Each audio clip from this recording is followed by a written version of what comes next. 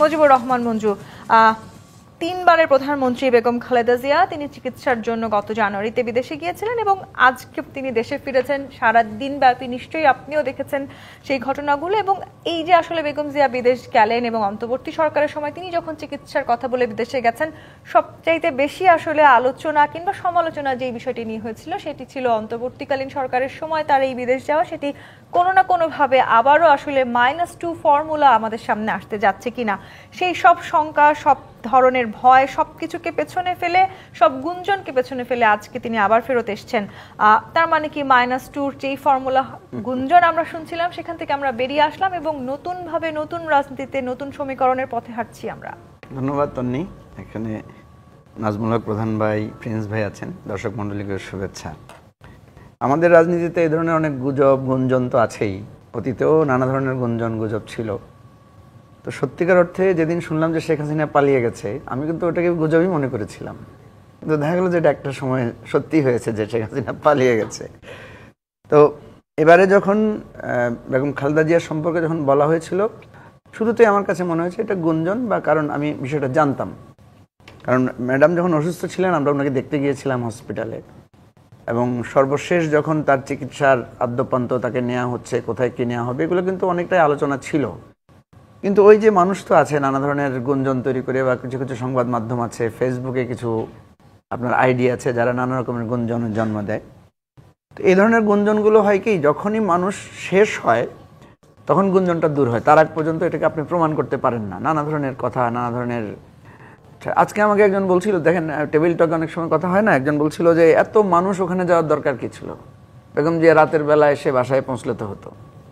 পাশে আরেকজন বলছে যে পিপল আসলে অনেক সচেতন, বলছে উনি যদি এরকম রাতের বেলা এসে নামতেন তাহলে মনে করতো যে আসলে বেগম জিয়া বেঁচে আছেন কিনা, নাকি ওনার কিভাবে এসেছেন, বা আদৌ মনে হয় ওনার শরীরের অবস্থা খুবই খারাপ যার কারণে উনি চুপি চুপি এসেছেন, ইত্যাদি কথা মানুষ বলতো। তো সত্যিকার অর্থে উনি ফিরে এসেছেন।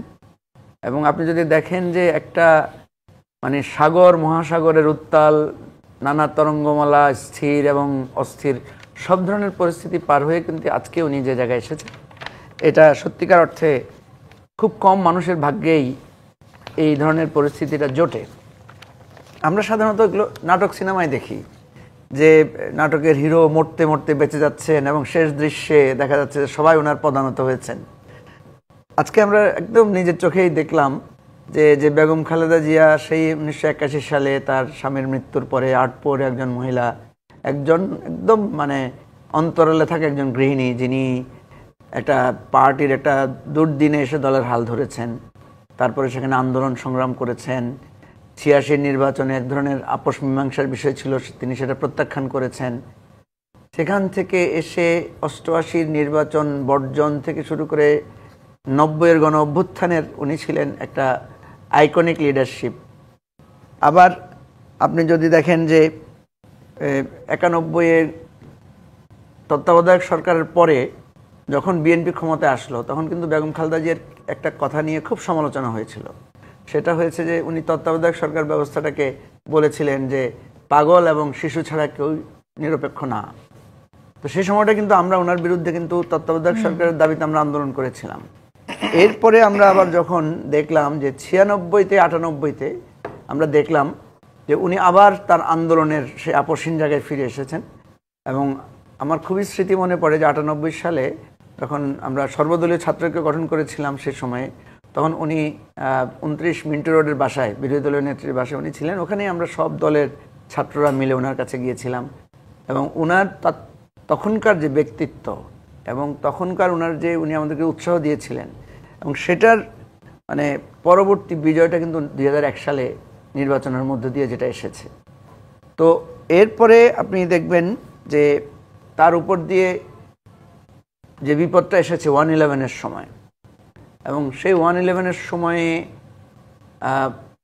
তাকে যে প্রস্তাব দেওয়া হয়েছিল বা দেশের বাইরে যাওয়ার একটা গুঞ্জন তখনও হয়েছিল, তখনও -2-র কথা এসেছিল, কিন্তু উনি কিন্তু সিরিয়াস ছিলেন যে উনি বিদেশে যাবেন না।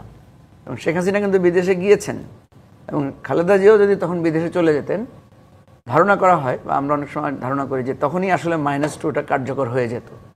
কিন্তু উনি যাননি বলে শেখ হাসিনাকে আবার ফেরত আসতে হয়েছে।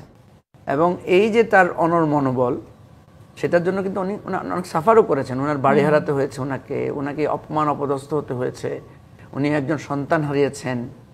তারপরে আপনার বিগত সময়ে আমরা যেটা দেখলাম যে মাত্র 2 কোটি টাকার একটা দুর্নীতি মামলার নাম দিয়ে ওনাকে কিভাবে হেনস্থা করা হয়েছে, জেলে নেওয়া হয়েছে এবং 6বার মৃত্যুর মুখ থেকে, মানে ওনার যে তৎকালীন সময়ের দৃশ্যগুলো আপনার মনে থাকার কথা, যে আমরা ভয় পাচ্ছি যে কখন ওনার নাকি ডেড বডি বেরিয়ে আসে, এরকম একটা পরিস্থিতি। সেই জায়গা থেকে আজকে ওনার ফিরে আসা, এটা একদম নাটকীয়তার চরম একটা জায়গা। নিশ্চয়ই